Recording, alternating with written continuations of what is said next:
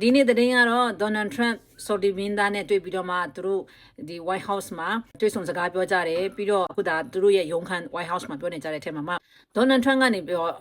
ပထမဆုံးပေါ့နော်ဒီ Arab နိုင်ငံတွေထဲမှာဒီ ဆော်ဒီမင်းသားကို F-35 ရောင်းပေးမှာရောင်းတုံးဆောင်ခွင့်လဲသူတို့နိုင်ငံကပိုင်ခွင့်လဲပြီးတော့သူကရောင်းမှာပေါ့နော်ဟိုကဝယ်တာဒီဆော်ဒီမင်းသားကပြောနေတာကဒီ Donald Trump နဲ့ President ကာလမှာသူလုတ်ပုံကိုင်ပုံနဲ့သူရဲ့ foundation အခြေခံကြ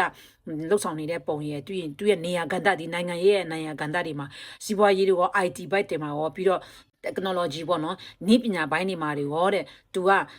600 billion ယင်းနှမြုပ်နှံနေရနေပြီးတော့မှအခု1 trillion အထိယင်းနှမြုပ်နှံမယ်ဘာလို့ဆိုရင်တန်း6000ကနေပြီးတော့မှနောက်ထပ်တန်း1000ပေါ့နော်အဲ့ဆို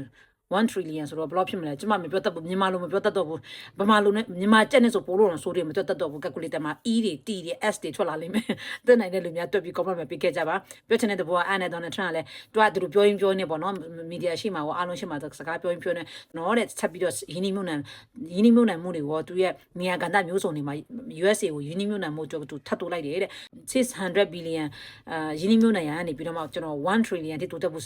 တိုးမြင့်ဖို့အတွက်စဉ်းစားထားတယ်ပေါ့နော်အဲ့ခါကျတော့ Donald Trump ကကြားဖြစ်ပြီးတော့အဲ့ဆိုရင်ねအခုလေးတွေပဲပြောလိုက်တာပေါ့ဒီမှာတင်ပြောတာနော်တဲ့ဒါဆိုရင်ငါတို့နိုင်ငံကို1 trillion ရင်းနှီးမြှုပ်နှံမယ်ဆိုတဲ့စကားငါကြိုက်ဆုံးပဲကွာနေအခုတည်းကပြောတာနဲ့အတီးပဲတော့ဟုတ်တယ်လေးတဲ့ငါတို့နှစ်ယောက်အတူတူပူပေါင်းပြီးတော့သဘောတူညီမှုဆိုင်လက်မှတ်ထိုးတာနဲ့ငါရင်းနှီးမြှုပ်နှံတော့မှာဒီမှာဘာဖြစ်ဖြစ်ရင်းနှီးငွေတွေမြုပ်နှံတော့မယ်ပေါ့နော်အဲ့လိုမျိုးပြောကြပြီးသူတို့ဒေါ်နယ်ထရန့်ရန်နေသဘောကျနေပါတယ်ဒီနေ့တော့သူတို့ပျော်သွားပါပြီဘာလို့ဆိုသူတို့နိုင်ငံအတွက်သူတို့နိုင်ငံမှာစီးပွားပိုကောင်းလာပြီးတော့မှ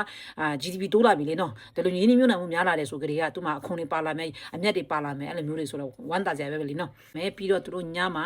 ဒင်နာတူစားကြတယ်အဲ့ဒင်နာညစာစားပွဲမှာလည်းElon Musk လည်းတက်တယ်ပေါ့နော်အများကြီးပါပဲတက်ကြတဲ့လူဒါပေမဲ့ကဘာကဲနာမည်ကြီးသူတို့ခေါ်ထားတဲ့လူပေါ့နော်ဒေါ်နယ်ထရန့်ဘက်ကတက်ထိုင်တဲ့လူခေါ်ထားတဲ့လူချင်းမြင်းများတက်ကြတယ်